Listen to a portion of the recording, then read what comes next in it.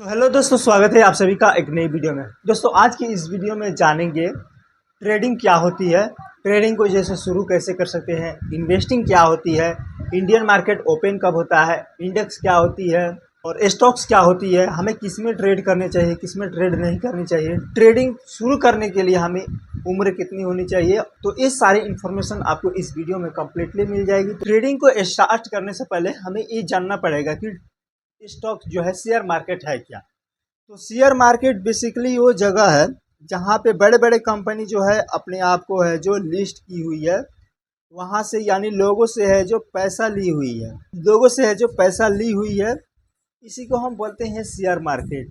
यानी कि कंपनी जब एक बार आईपीओ लाती है, अपना कुछ हिस्सा जो है लोगों में बेच देती है, तो उसके बाद कंपनी को है जो उनसे कुछ लेना देना नहीं रहती है। उसके बाद शेयर में मार्केट दाम घटता है तो लोगों को प्रॉफिट होता है, दाम घटता है तो लोगों का ही लॉस होता है, कंपनी को इससे कुछ लेना देना नहीं रहता है। ठीक है, लेकिन यहाँ तक तो आपको शेयर मार्केट पता चल गया।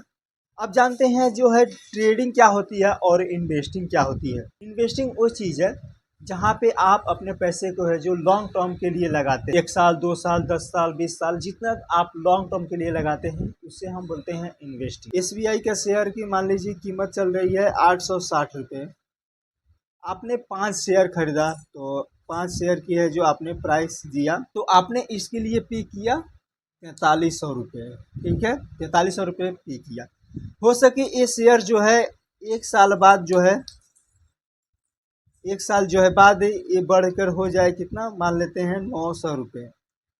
900 रुपये हो जाए तो आपका जो 5 शेयर लिया हुआ है आपने, तो ये बढ़कर हो जाएगा आपका 4500, यानी कि आपको 200 रुपये का है जो प्रॉफिट हो जाएगा। ठीक है, अगर यही शेयर जो है घट करके हो जाती है मान लीजिए 800 रुपये, तो इसमें आपको लॉस होगा। तो टाइम का लिमिट नहीं रहता है, आप जितना दिन चाहे रखना चाहते हैं रख सकते, साल भी रख सकते हैं, 5 साल भी रख सकते हैं, 10 साल भी रख सकते हैं। ठीक है, तो यहाँ तक हो गई आपकी इन्वेस्ट।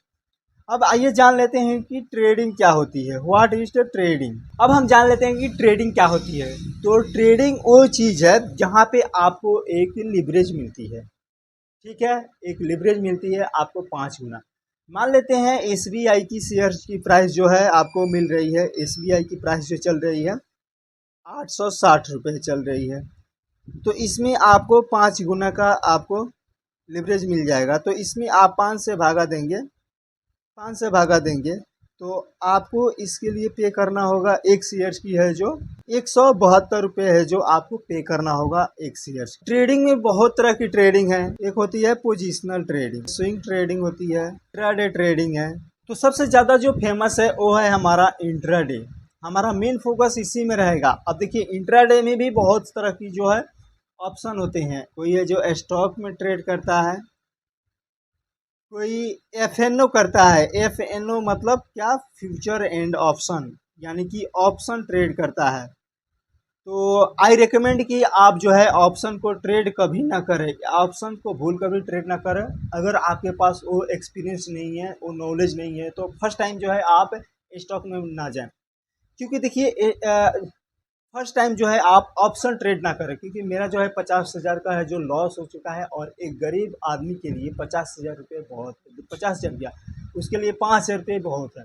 तो इसीलिए मैं आपकी रिकमेंड नहीं करूँगा कि आप जो है ऑप्शन को ट्रेड करें। आप इसमें पैसा कमा सकते हैं डेफिनेटली, लेकिन एंड ऑफ डे आप लॉस ही करेंगे। तो इसीलिए फर्स्ट मैं जो है इसमें रिकमेंड नहीं करूँगा। हमें जो है एक सक्सेसफुल ट्रेडर बनना है, तो सक्सेसफुल ट्रेडर बनने के लिए हमें जो है सीखना पड़ेगा, और मैं आपको गलत इन्फॉर्मेशन गलत डायरेक्शन में नहीं ले जा सकता। ठीक है, एज ए मेंटोर हम जो है स्टॉक को है ज़्यादा प्रेफर करेंगे, ज़्यादा हम जो है स्टॉक में ट्रेड करने की कोशिश करें। इंट्राडे क्या होती है, और इंट्राडे के दौरान इंडियन मार्केट जो होती है वो कब से कब ओपन रहती है, कब क्लोज होती है। इंडियन मार्केट जो है ओपन होती है हमारी 9:15 में है जो ओपन होती है, क्लोज कब होता है तो 3:30 में है जो क्लोज होता है। तो इसे हम बोलते हैं प्री ओपनिंग। प्री ओपनिंग में होता क्या है कि ये जब मार्केट ओपन होती है तो बड़े बड़े इंस्टीट्यूट, बड़े बड़े कंपनी जो है अपना पैसा लगाती है, तो मार्केट उस समय जो है बहुत हाई वोलेटाइल होता है। तो उस समय रिटेल ट्रेडर की है जो एंट्री नहीं मिलती है उस समय रिटेल ट्रेडर्स की है जो FI और DI की है जो पोजीशन यहाँ पे बनती है प्री ओपनिंग मार्केट में। रिटेल ट्रेडर्स की है जो इसमें एंट्री नहीं मिलती है क्योंकि इसमें हाई वोलेटाइल होता है और मार्केट इसमें ज़्यादा आपको लॉस भी कर सकता है, ज़्यादा प्रॉफिट भी कर सकता है। तो इसको अलाउ नहीं करती है रिटेल ट्रेडर के लिए। तो रिटेल ऑल ट्रेडर्स के लिए जो है 9:15 में मार्केट ओपन हो जाती है और 3:30 तक जो है मार्केट, 2 दिन मार्केट जो है बंद रहती है। वो किस दिन? तो सैटरडे प्लस संडे, बाकी 5 दिन जो है मार्केट ओपन रहती है हमेशा मंडे टू फ्राइडे। कोई भी छुट्टी ना पड़े, जैसे कि 15 अगस्त हो गया, रक्षाबंधन हो गया, दशहरा हो गया, दीपावली हो गया, इस सब चीज़ों का क्या है इंडियन हॉलीडे है, तो उस समय भी है जो मार्केट बंद रहती है। तो स्टॉक वो जरिया है जहाँ पे एक कंपनी की है जो स्पेसिफिक आप स्टॉक में ट्रेड करते हैं, वो स्टॉक हो गया। जैसे भी कोई भी कंपनी है वो स्टॉक हो गया। जैसे हम मान लेते हैं HDFC हो गया, SBI हो गया, रिलायंस हो गया, TCS हो गया, टाटा हो गया,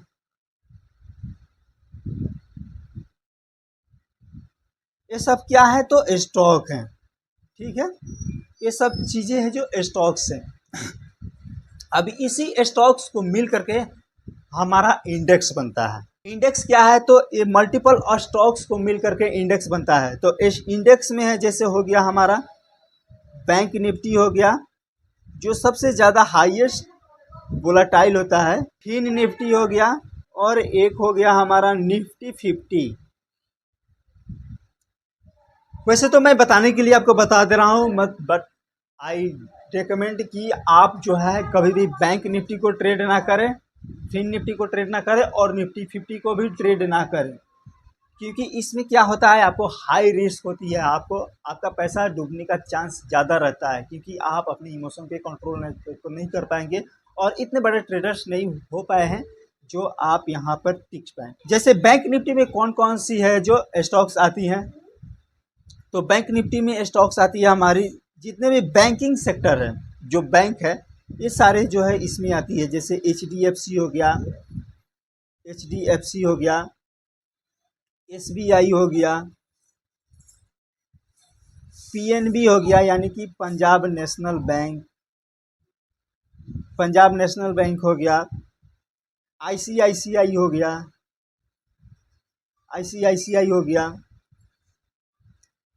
तो ये सारे जो बैंक है ये हो गई हमारी बैंक निफ्टी के अंतर्गत हो गई। जैसे कोटक हो गया, कोटक महिंद्रा हो गया।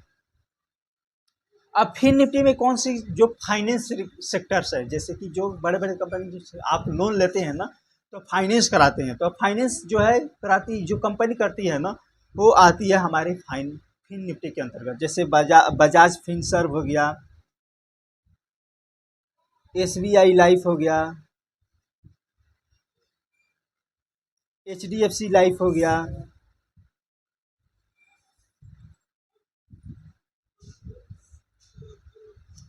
श्रीराम फाइनेंस हो गया।